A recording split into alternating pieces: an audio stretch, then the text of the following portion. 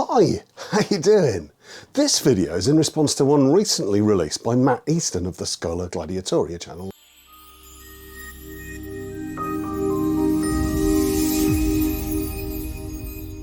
Matt recently released a video entitled, "Did Medieval Dogs Really Wear Armour?" And in reality, he did a pretty good job of looking at the evidence we have and drew some fairly well thought out conclusions about the usage of dog armour historically around the world. He talked a lot about the more well-known uses of dogs in military combat over the centuries, as well as a few lesser-known ones. He showed a variety of examples of dog armour, even cat and mouse armour. In the main, I think he nailed it. But I do think he missed a fairly important and much more contemporary example of dog armour that's surprisingly common.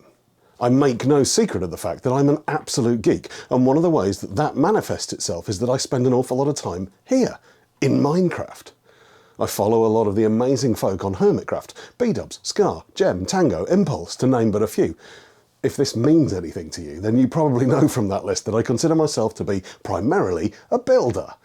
But I do have a soft spot for Mumbo, not only because his redstone stuff is crazy, but also because he let slip in a video some time ago that he does Brazilian Jiu-Jitsu. So there's another equally tenuous reason for this video.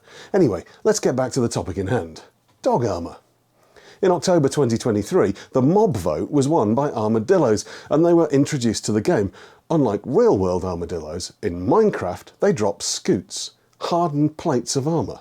They do this naturally over time, and also when you, quite disturbingly, tickle them with a brush.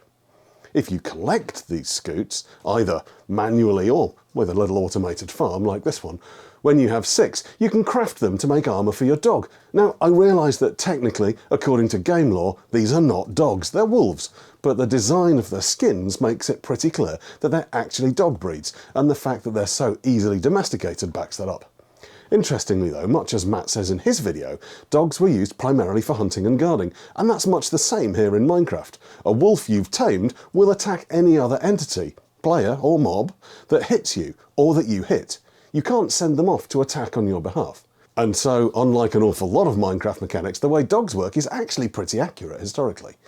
The armour's been programmed quite well to absorb physical damage, and you can even dye it different colours.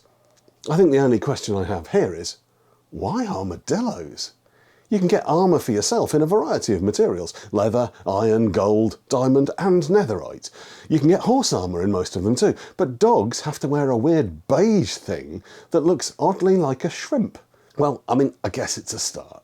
I've linked Matt's video in the description, and whilst this one was just a bit of fun, his was definitely informative and worth a watch if you haven't already seen it. So how about you? I know a lot of you guys are just as nerdy as I am. Do you play Minecraft? Any other gamers? Let me know in the comments. And before I go, I just want to draw your attention quickly to my Patreon. It's linked in the About tab and in the description of this video. It's currently going through quite a lot of changes. I'm rebranding it, and we're going to be offering a number of different things.